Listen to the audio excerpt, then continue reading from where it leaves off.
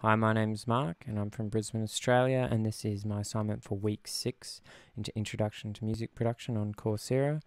And I'll be looking at a synth of my choice and running through a few of the elements or modules of that synth that Loudon showed in the lecture, and having a little bit of a discussion as to why they're different to the ones to the synths that Loudon showed. And the main difference with the synth I've chosen, which is this Tau free VSTI synth, is the fact that this has zero visual representation of what the sound is doing. You really have to know what you're doing with this synth, or well, not really, just play with it and just move the knobs up and down and see what it does.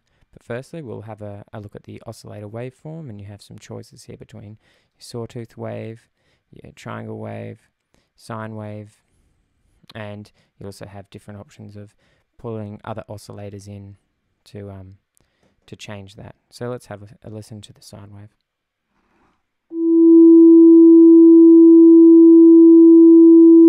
Okay.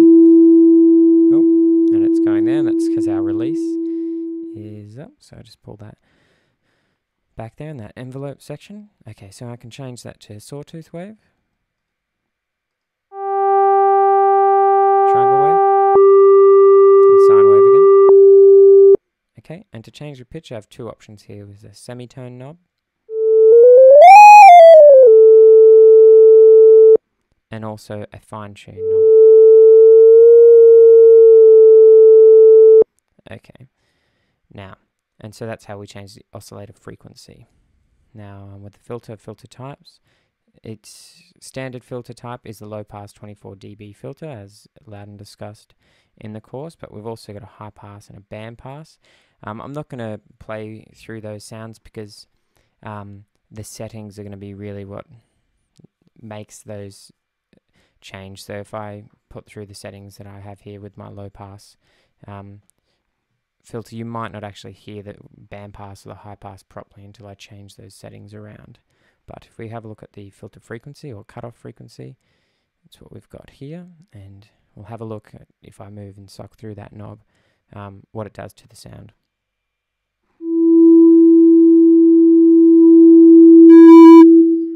And you can hear there not much. And this could be partly, I'll just turn the volume down there, due to our resonance or these other settings here. So let's have a look through the resonance.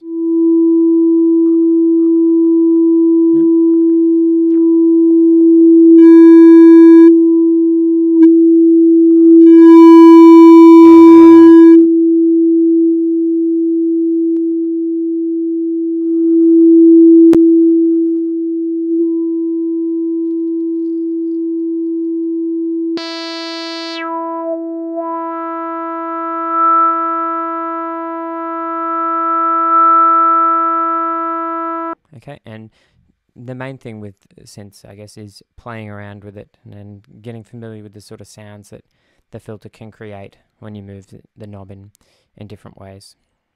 Then the last one to look at is the envelope, and we've got attack, decay, sustain, and release. So let's start with a sound with the attack on the lowest setting, which means that the sound comes in straight away. And then we've got no decay here, and again we're going to have no sustain, but let's try a really high release time and see the difference. So this is without the high release.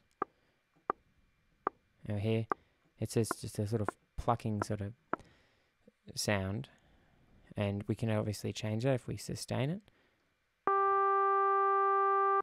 but then have a look at a high release.